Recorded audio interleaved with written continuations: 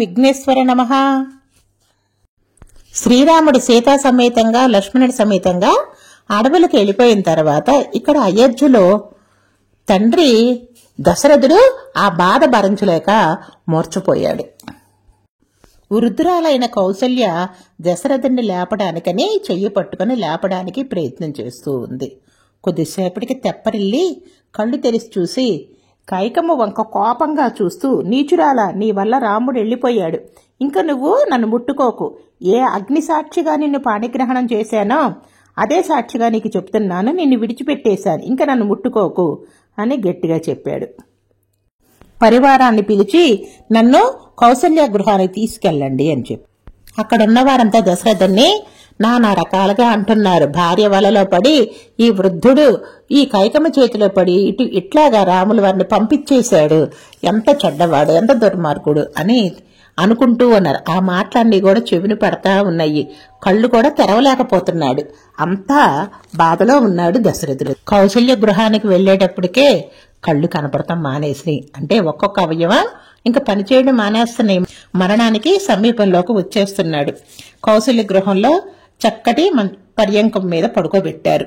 కౌసల్య, నువ్వు రాముడు తల్లివి కదా, నువ్వు నా పక్కనే ఉండు, నా కళ్ళు కనపడటం లేదు, నువ్వు పక్కనే ఉండి నన్ను పట్టుకుంటే నాకు రాముడిని పట్టుకున్నట్టే ఉంటది, నువ్వు రాముడిని కన్నతల్లేవు కాబట్టి ఆ స్పర్శ రాముడి స్పర్శలోనే ఉంటది అని చెప్పాడు. కౌసల్య, నేను ఎటువంటి దేనస్థితిలో ఉన్నానో చూడు, కళ్ళు కూడా కనిపిస్తలేదు, మరణం ఆసన్నమవుతుంది, నీ ఓదార్పు కోసమే నువ్వు పరమ సాత్వికురాలవని నీ దగ్గరికి వచ్చాను, నీ దగ్గర అయితేనే స్వాంతను పొందగలను చెప్పి అనుకుంటున్నాను అని తన పక్కనే కౌసల్యని కూర్చోబెట్టుకుని మాట్లాడుతున్నాడు. భార్య 2 చేతులు పట్టుకొని బతివులాడుతున్నట్టుగా దశరథుడు మాట్లాడుతున్నాడు. అంతటి చక్రవర్తి ఆఖరికి ఎటువంటి స్థితిలోకి వెళ్ళిపోయాడో చూశారు కదా. కౌసల్య అని కలవరిస్తున్నాడు. తన దగ్గరగానే ఉండమన్నారు. కౌసల్య సుమిత్రులిద్దరూ కూడా దశరథుడికి ఇరువైపులా కూర్చుని ఉన్నారు. నేను మీకు ఒక విషయం చెప్పాలి, ఎప్పుడో మాట, అది నాకు యవనంలో ఉన్నప్పుడు జరిగిన సంఘటన మీకు వివరిస్తున్నాను. నేను ఒకసారి వేటకెళ్తే ఏది కూడా దొరకలేదు. బాణం సంధించి అలా చీకటిలో చూస్తూ ఉన్నాను. కటిక చీకటి. నాకు శబ్దవేది విద్య తెలుసు. శబ్దవేది అంటే శబ్దాన్ని బట్టి నేను బాణాన్ని వేయగలను, చూడకుండానే బాణాన్ని వేయగల శక్తి నాకుంది కనుక ఎక్కడైనా నీటి మడుగులో ఏదైనా జంతువు వచ్చి నీళ్లు తాగుతున్నప్పుడు వాటిని కొట్టాలని చెప్పి నీటి మడుగు దగ్గరలో నేను మాటు వేసి ఉన్నాను. ఎంతసేపటికి కూడా ఏ శబ్దమూ వినపడలేదు. ఆఖరికి తెల్లవారుజాము జరుగుతూ ఉంటే నీటి బుడకల శబ్దం వినిపించింది. ఆహా, జింక గాని ఏనుగు గాని నీళ్లు తాగటానికి వచ్చింది అని చెప్పి అనుకొని నేను వెంటనే ఆ శబ్దాన్ని బట్టి బాణం వదిలే. బాణాన్ని గుచ్చుకున్నప్పుడు ఏనుగు గీంకారం వినపడాలి కదా, వినపడలేదు. ఒక మనిషి ఆర్తనాదాలు వినపడ్డాయి. వెంటనే నేను భయపడుతూ, అరే మనిషినా నేను కొట్టింది అని చెప్పి గబగబా నీటి దగ్గరికి వచ్చాను. అక్కడ ఒక మునికుమారుడు బాణం గుండుల్లో గుచ్చుకొని తన్నుకుంటున్నాడు. రాజా, నువ్వు బెంగ పెట్టుకోకు, నేను మునికుమారుని, కేవలం ముని వృత్తిలో ఉన్నాను, తపస్సు చేసుకుంటున్నాను, అట్లాగే తల్లిదండ్రుల్ని పోషిస్తున్నాను, వేదాధ్యయనం చేసి నేను మునికుమారుడులాగా ఉన్నాను. ఎందుకు నన్ను కొట్టావు, ఎందుకు బాణంతో కొట్టావు, నీకు నేనేమో అపకారం చేయలేదు కదా, ఎందుకు నన్ను చంపేశావు అని చెప్పి అడుగుతున్నాడు. మునికుమారా, నిన్ను కావాలని నేను బాణం వేసి చంపాలని చూడలేదు, ఏనుగు అనుకున్నాను. నీటి శబ్దం విని ఏనుగు నీళ్లతో తొండంతో నీళ్లు తాగుతుంది అనుకొని నేను బాణాన్ని విడిచిపెట్టాను, నన్ను క్షమించు. నీకు బ్రహ్మహత్యా పాతకం రాదు, ఎందుకంటే నేను వృత్తిలో మునికుమారుణ్ణి, ఎందుకంటే నేను వేదాధ్యయనం చేసి మునిలాగా అడవిలో సంచరిస్తున్నాను గనక మునికుమారుణ్ణి, అంతేగాని నేను బ్రాహ్మణ కుమారుణ్ణి కాదు అని చెప్పాడు.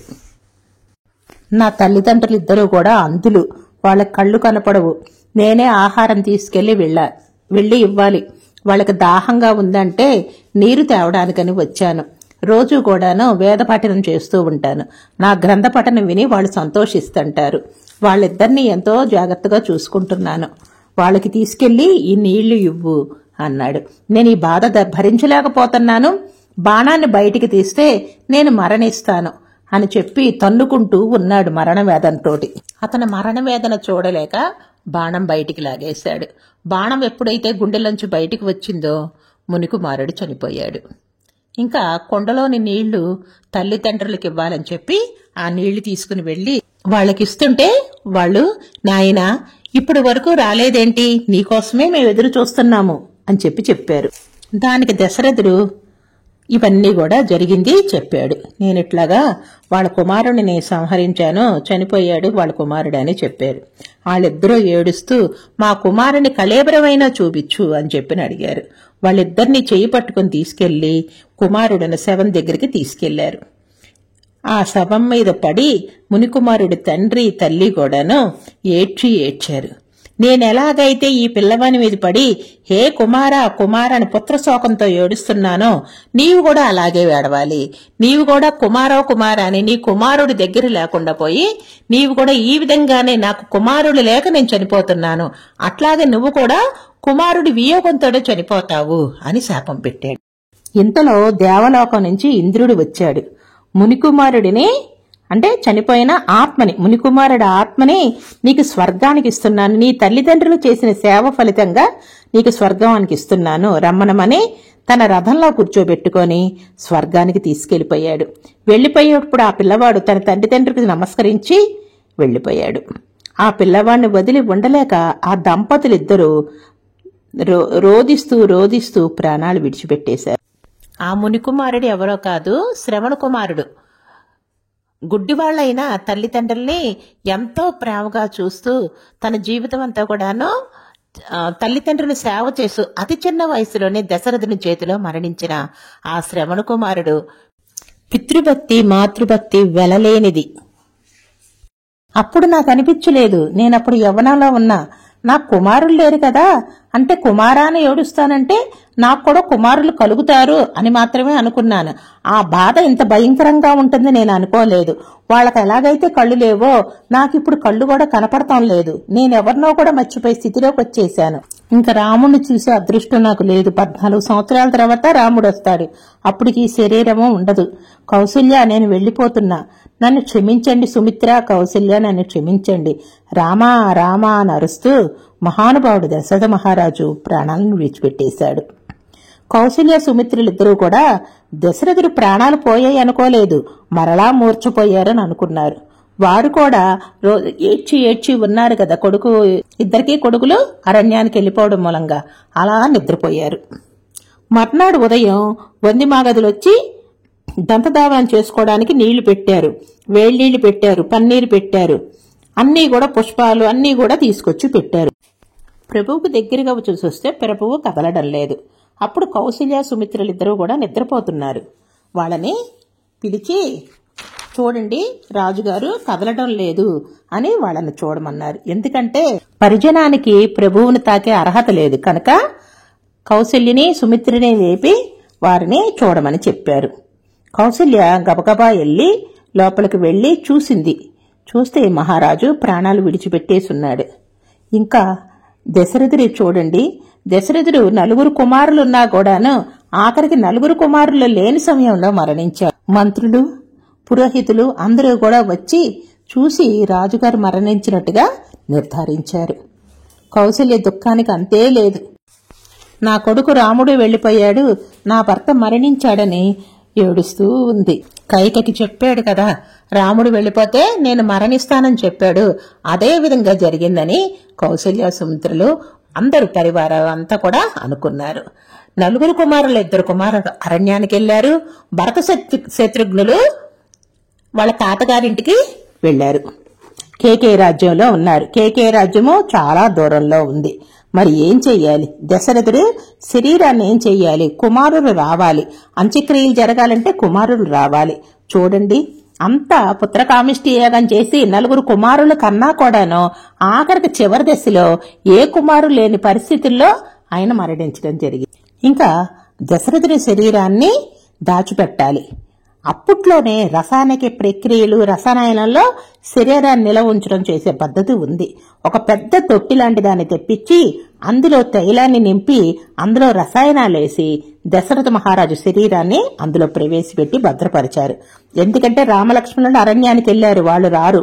భరత శత్రుఘ్నుల్ని కబురు చెప్పాలి, వాళ్ళు తిరిగి రావాలి. యుధాజిత్తు దగ్గర ఉన్నారు, కేకే రాజ్యానికి ఎవరన్నా పంపించాలి.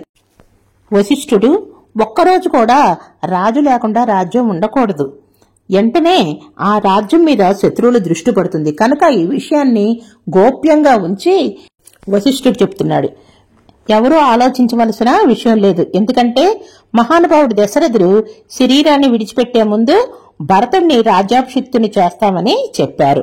రాముడికి 14 సంవత్సరాలు అరణ్యవాసం చెప్పినప్పుడే భరతుడిని సింహాసనానికి అధిష్ఠించాలని చెప్పి కైక కోరుకున్న దానికి ఒప్పుకున్నారు. కనుక భరతుడిని పిలిపించి సింహాసనం మీద కూర్చోబెట్టాలి, పట్టాభిషేకం చెయ్యాలి. కానీ భరతుడు ఇక్కడ లేడు, తాతగారింట్లో ఉన్నారు. రాజు మరణించాడన్న వార్త బయటికి పొక్కకుండానే దాచి వేగుల ద్వారా అతివేగంగా ప్రయాణించే అశ్వాల మీద కేకే రాజ్యానికి వెళ్ళా. కేకే రాజుకు కూడా ఈ విషయం తెలపకుండానే భరత శత్రుఘ్నులని అయోధ్యకి తీసుకురావాలి అని నిర్ణయించుకున్నారు. కేకే రాజ్యానికి వెళ్లాలంటే 7-8 దినాలు పడుతుంది. ఎందుకంటే 5 నదుల్ని దాటి వెళ్ళాలి, అంత దూరంలో ఉంది, నదీ ప్రయాణం చేయాలి, నదులు దాటాలి. కనుక వీళ్ళు చాలా అడ్డదారుల్లోంచి వెళ్లే వేగుల్ని అతివేగంగా వెళ్లే అశ్వాలను ఇచ్చి పంపించారు. వాళ్ళు అక్కడికి చేరుకున్నాక ఏం జరిగినది రేపటి విషయంలో చెప్పుకుందాము. జై శ్రీరామ్.